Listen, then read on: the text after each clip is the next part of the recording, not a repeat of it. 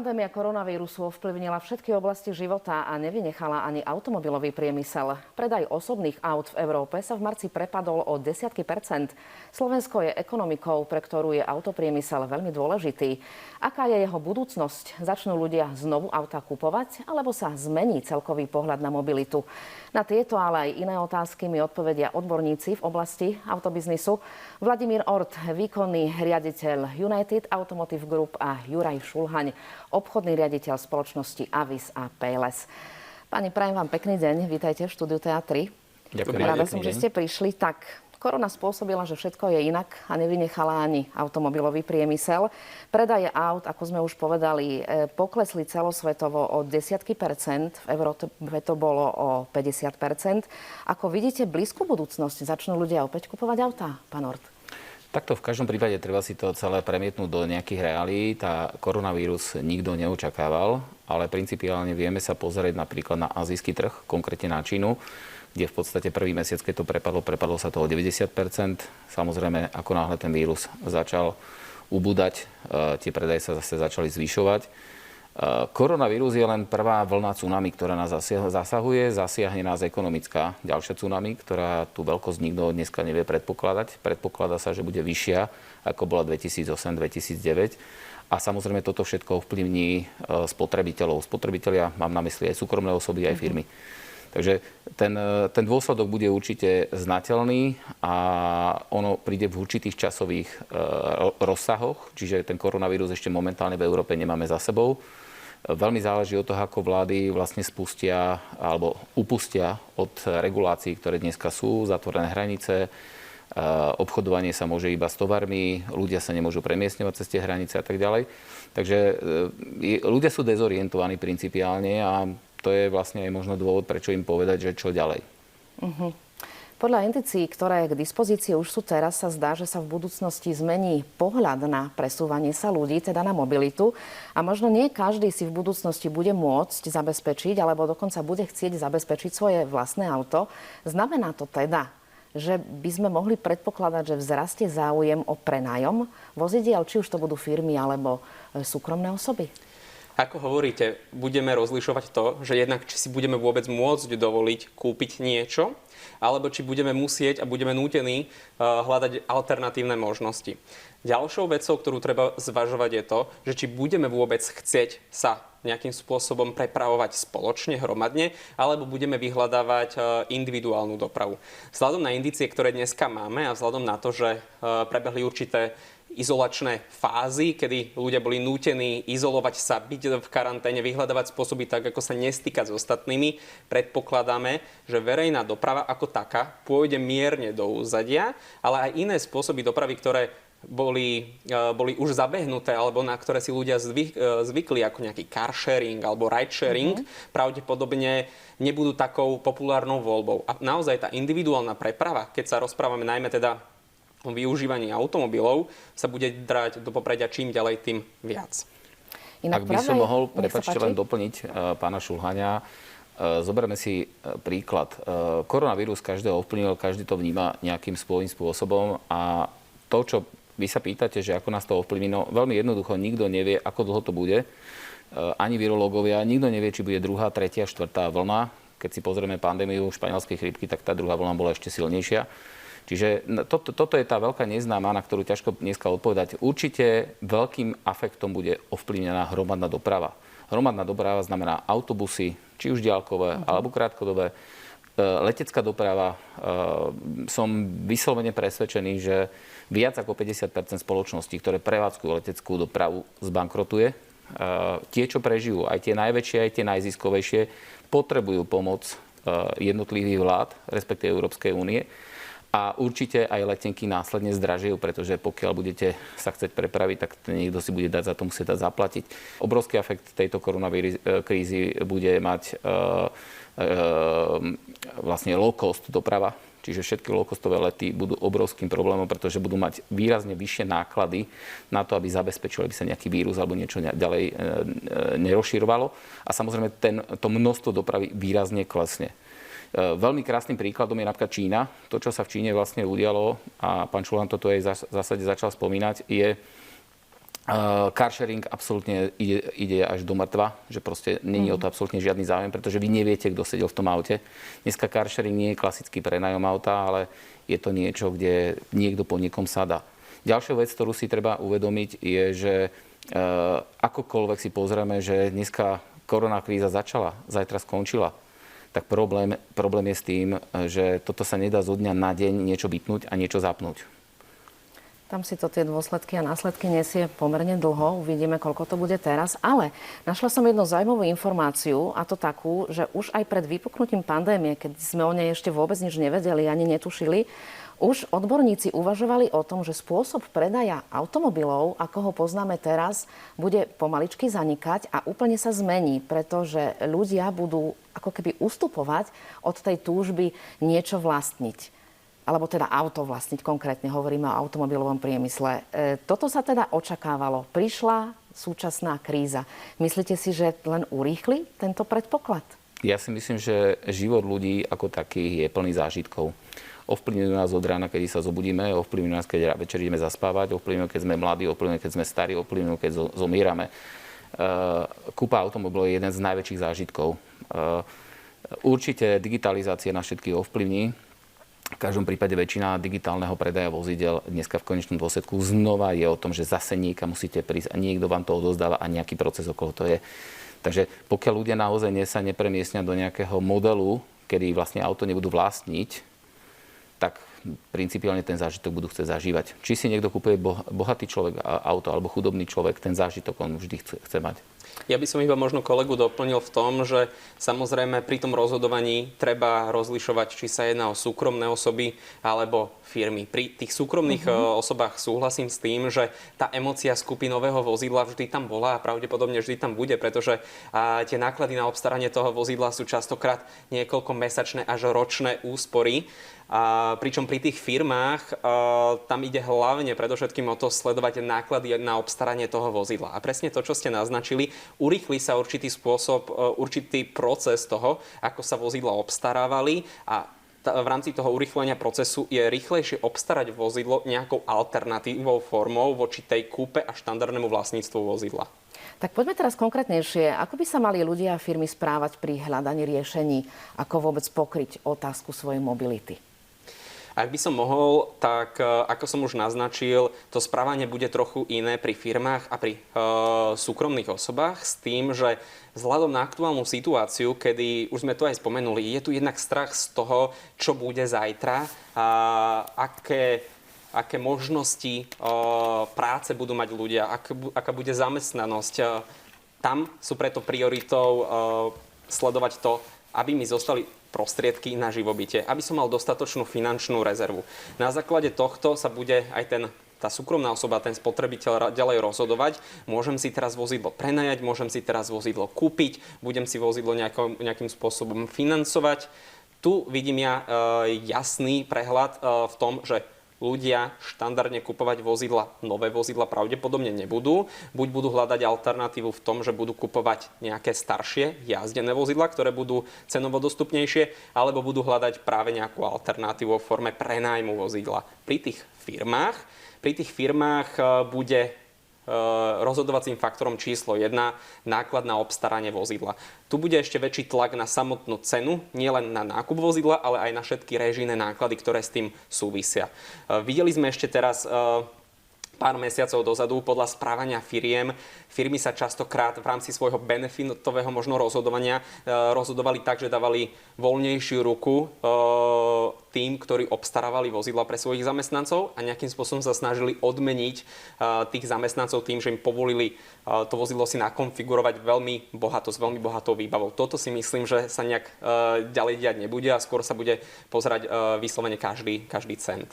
V rokoch 2008 a 2009, keď tiež bola ekonomická kríza, ktorá zasiahla aj automobilový priemysel, tak automobilky museli vtedy reagovať rýchlo, jednak tým, že zefektívnili svoju výrobu, ale na druhej strane aj ich vývojári sa museli veľmi snažiť, aby prišli s nejakými novými, dokonalejšími mobilmi, ktoré by zaujali zákazníkov. Predpokladáte, že takéto niečo sa stane aj teraz, že automobilky budú musieť ponúkať stále nové a lepšie autá, aby ten boj o zákazníka vyhrávali? Ja si myslím, že tieto dve krízy sa nedajú až tak veľmi dobre porovnať, pretože v septembri 2008, keď vlastne padli Lehman Brothers a kríza vlastne vrcholila niekedy marec, apríl 2009, to trvalo 9 mesiacov. Dneska koronavírus máme tu za mesiac a máme hlboký pád. Väčšina či už slovenskej, alebo európskej, alebo globálnej ekonomiky postupne v určitom závese klesá od minus 30 do minus 80%. Máme globalizovaný svet, to znamená, že marže sú niekde na úrovni od 1,5% do 4%, možno nejaký super nenormálny biznis ide z 15-20% maržou, toto nie je nikto schopný prežiť. Takže tie automobilky určite definitívne ten problém budú mať. To, o čom možno je zaujímavé diskutovať, je hlavne si uvedomiť jednu vec, ktorú tu málo kto rozpráva. Každá jedna automobilka má subdodávateľov a toto bol veľký problém 2008, 2009, 2010, kedy vlastne vypnutím dopytu, ktorý teraz následne po koronavírusu dôjde k vypnutiu dopytu, pretože bude veľká nezamestnanosť. Máme v Rakúsku 14,5%, na Slovensku odhadujeme niekde 25-30. Nikto o tom nerozpráva, ale prepáčte, v Rakúsku, keď je po 70 rokoch po druhej svetovej vojne, kedy v 46. bola 15% a dneska je znova 15%, tak na Slovensku to asi nebude 15%. To si treba uvedomiť. Takže toto ovplyvní tých ľudí aj ich návyky, ktoré budú mať. Automobilky samozrejme toto všetko predpokladajú, takže automobilky dneska samozrejme plánujú tú výrobu. Určite zatiahnu brzdu, ako sa len dá. To znamená, budú vyrábať toľko, koľko si myslia, že sa predá. Takže ten dopyt bude určite nejaký bude, hlavne firmy, súkromné osoby, predpokladám, nakupovať auta nové nebudú, pôjdu viac menej do jazdených aut. K tým automobilkám, tým subdodávateľom, napríklad Volkswagen, najväčší investor na Slovensku, najväčší zamestnávateľ na Slovensku, má 40 000 subdodávateľov. Sme v globalizovanom svete, takže tí subdodávateľov má možno v 30 krajinách. Ten koronavírus má rozpätie v každej krajine iné. Niekde niečo zavreli, niekde nezavreli, niekde to trvá dlhšie, nie je. Stačí, že jeden vypínač alebo nejaká hadička bude chýbať, to auto sa nedá vyrobiť. To isté súvisí s náhradnými dielami. Čiže vy, keď dneska nahavarujete auto a budete si to auto chcieť opraviť, nebude na to náhradný diel. Takže každý očakáva, že teraz prvé, čo sa udeje, koronavírus, automobilky budú na tom zle a budú predávať auta so zľavami. Nie je to pravda. To bolo 2008-2009, pretože tá výroba sa nestihla zastaviť. Dneska sme v situácii, kedy oni zatiahli absolútne na plné obratky brzdu. Tých aut sa bude vyrábať veľmi málo. Tie auta dokonca budú drahšie, odhaduje sa o 5 až 10%. A dodacia lehota nebude ak dneska 2-3 mesiace, alebo už bude 6 až 9 mesiacov. Takže toto je dôsledok, ktorý v zásade očakávame, že nastane, že ten supply chain nebude možné nahradiť. Je možné, niektoré modely vypadnú. Ešte do tohto všetkého samozrejme máme rôzne nové európske pravidlá, čo sa týka emisí, ktoré musia tie automobilky spĺňať. Takže predpokladáme, že automobilky si povedali, budeme predávať menej, budeme predávať za viac, pretože musíme zaplatiť ten proces tej výroby a tak ďalej. Vidíte, to je otázka, ktorú som sa chcela presne spýtať, lebo ľudia nejak tak prirodzene očakávajú, že ceny pôjdu možno dole v budúcnosti, v blízkej budúcnosti aj aut, aj iných vecí. Takže nie je to pravda. Takže sa skôr môžeme pripraviť práve na zvýšenie cien pri automobiloch. A tak ako povedal kolega, vzhľadom na to, že vozidla sa stanú menej dostupnými a hlavne máme tu nejaký výpadok, ktorý tie automobilky budú musieť pokryť, tak pravdepodobne tá cena sa navýši. Netreba zabúdať na jednu vec, že tak ako doteraz relatívne jednoducho sa dalo obstarať vozidlo, keď vás posúdili z hľadiska nejakej vašej bonity. Vzhľadom na túto krízu a vzhľadom na tú nezamestnanosť, ktorá pravdepodobne tu prepukne vo väčších rozmeroch, tá bonita sa bude posudzovať veľmi citlivo. To znamená, nie každý bude môcť si nafinancovať vozidlo akékoľvek, v akomkoľvek objeme.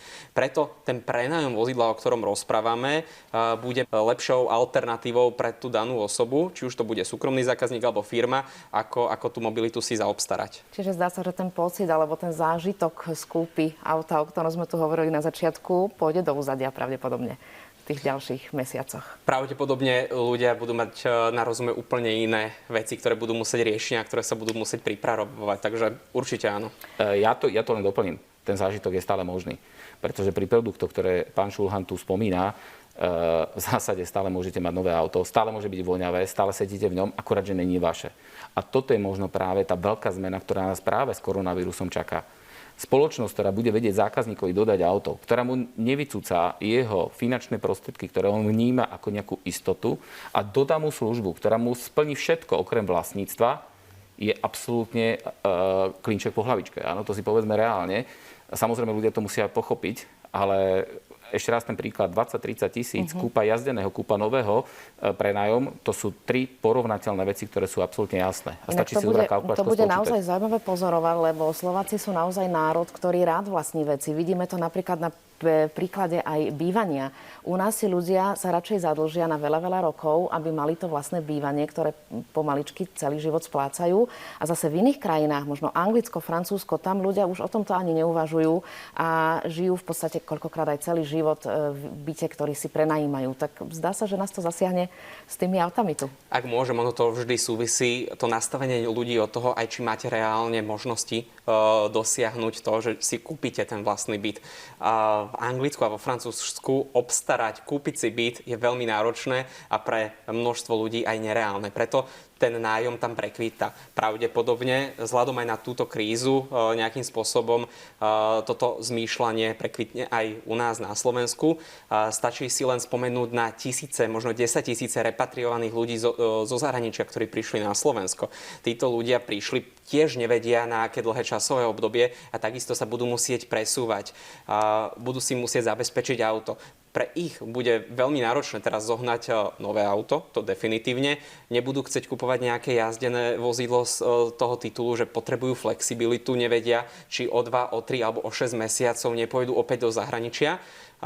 Preto ten prenájom bude určite vyhľadávaný. A týmto zmýšľaním pravdepodobne sa to rozšíri aj do spoločnosti ako takej, pretože keď si váš kamarát, váš sused prenajme vozidlo, tak začne tá myšlienka sa rodiť aj vo vašej hlave a začnete sa zamýšľať a začnete zvažovať, OK, potrebujem si ja to vozidlo kúpiť, alebo si ho prenajmem. Aké sú tam teraz tie výhody? Tie výhody sme tu už načrtli a spomenuli a takto si myslím, že sa to rýchlejšie dostane do toho zmýšľania bežných ľudí. Zdá sa, že nás čaká veľká zmena. Aby som na tomto bode ešte mohol zareagovať. Ja si myslím, že veľmi kľúčové v celej tejto situácii je povedať niečo, čo nikto nechce byť nejakým prorokom, ale tu sú nejaké analýzy, ktoré my robíme a tie analýzy nám niečo hovoria. Pokiaľ tie analýzy neurobíte, samozrejme, nepovedzme si, že zajtra toto, o čom sa tu dneska rozprávame, sa nastane. Skúsme, tak ako som to na začiatku povedal, koronavírus je prvá vlna, druhá vlna bude ekonomická vlna a tak ďalej. 2008 prvá vlna boli hypotéky, následne bol problém so spotrebou a tak ďalej. Takže keď sa tu bavíme nejaký časový horizont, podľa nášho odhadu, toto, o čom sa tu rozprávame, koronavírus je tu minimálne na najbližších 12 mesiacov, to je náš odhad. 12 až 24. Nikto nevie ako hlboký, ale plus minus. Čiže tieto rúška, na ne si musíme naozaj reálne zvyknúť, nezbavíme sa ich. Akokoľvek vyjde slniečko a myslíme si, že je to za nami, je to tu. Druhá dôležitá vec je, samozrejme, firmy museli poprepúšťať ľudí, pretože sa znížila spotreba. Toto všetko má vplyv ďalší.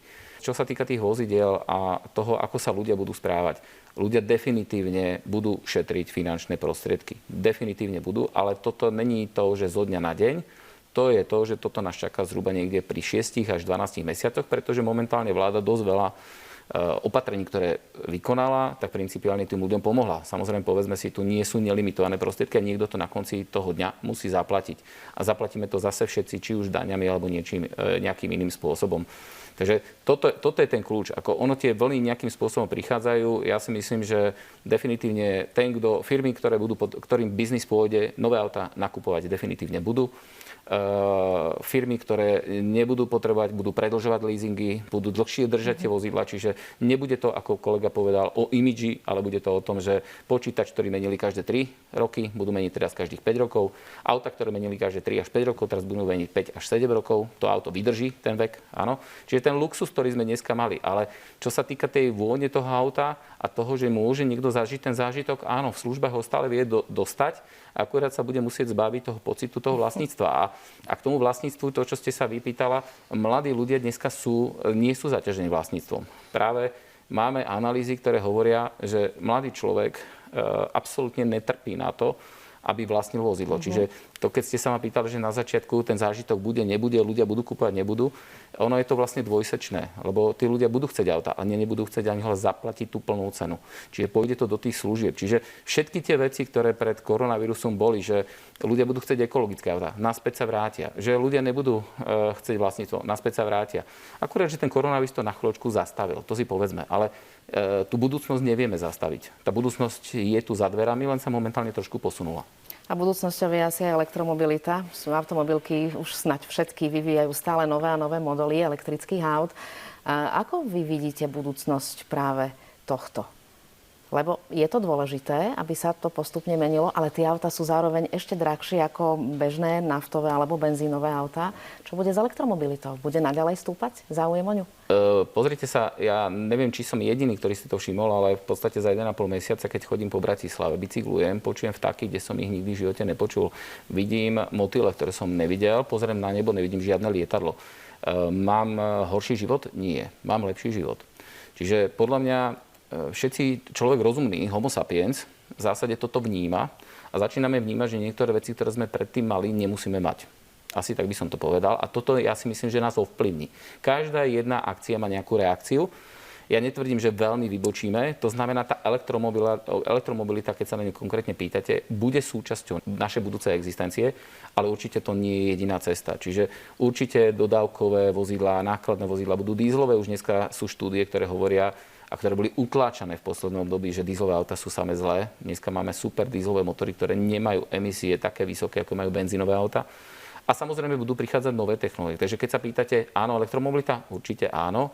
Určite pôjdeme touto cestou čistenia. Ľudia budú chcieť žiť dlhšie, budú chcieť žiť zdravšie.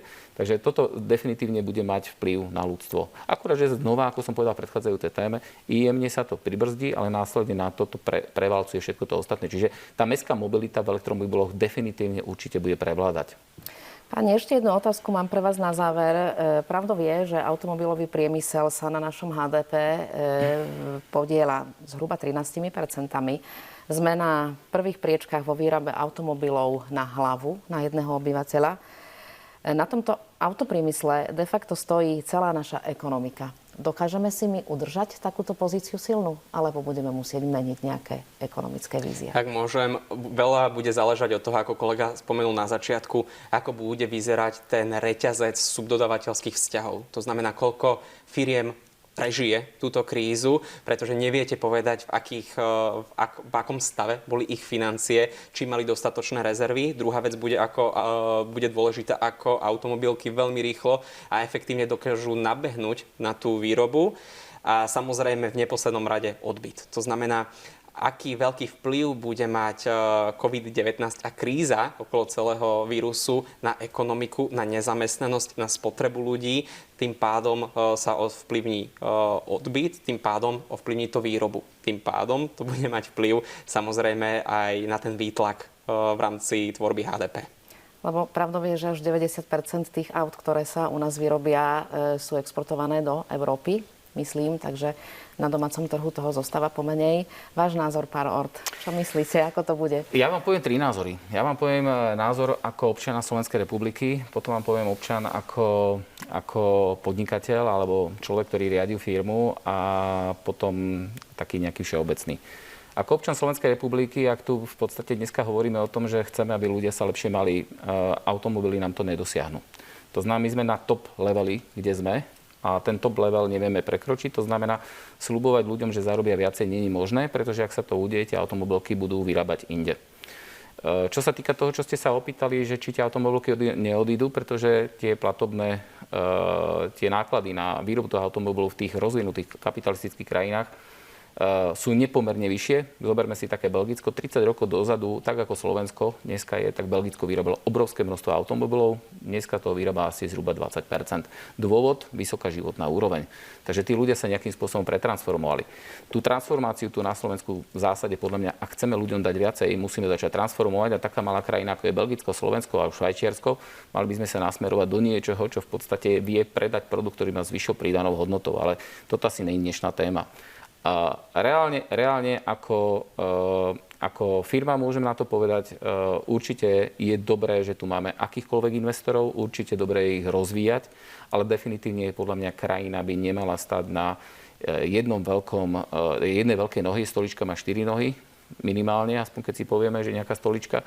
Takže akákoľvek noha, ktorá je podlomená, a to si zoberieme, ten automobil je veľmi citlivý, automobilový priemysel je cyklický, čiže 2008, 2009, 10 bol problém, prichádza koronavírus, znova je problém, je to cyklický problém. Čo není cyklické, sú lieky, biotechnológie, IT a tak ďalej. Toto sú možno smery, kde by tá krajina sa mala nejakým spôsobom uberať. Samozrejme, nehovorím teraz, že zavrime fabriky, ako určite tie fabriky tu mali byť. Máme tu automobilky, ktoré tu vyrábajú naozaj auta s vysokou pridanou hodnotou, konkrétne napríklad aj ten Volkswagen. Nebudem hovoriť o ďalších, ktoré sú tu samozrejme tiež vyrábajú nejaké vozidla. To má zmysel. Ak chceme ľuďom dať mzdy a životnú úroveň, musí to byť o pridanej hodnote. Vyrábať auto kdekoľvek. Dneska sa auta vyrábajú v Maroku, v Turecku, proste v krajinách, ktoré ešte donedávna ani o fabrikách nerozmýšľali. Páni, ja vám ďakujem za rozhovor aj za všetky tieto informácie. Nech sa vám darí. Ďakujeme pekne. Ďakujem pekne. Dovidenia. Pekný deň. Dovidenia. Vám ďakujem za pozornosť a prajem vám ešte pekný deň.